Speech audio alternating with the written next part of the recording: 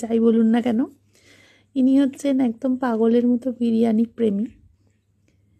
ও নিজে হাতেই বিরিয়ানি রান্না করেছেন। এখন দেখা যাক কীরকম তার লুকসটা হয়েছে। সাদা ভাতই মনে হচ্ছে দেখে। যাই হোক, কোলেস্ট্রল হওয়ার পর থেকে কতটা ঘি দিয়ে দিল। এই কারণেই আমাদের মধ্যে অশান্তির একটা বড় কারণ হচ্ছে এই খাওয়া দাওয়াটা।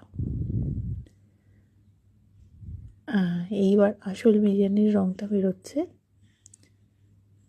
বেরিয়ে পড়েছে চিকেনের লেগ পিস।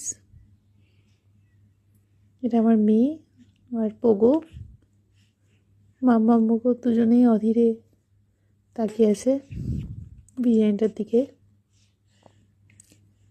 পোগো তো স্পেশাল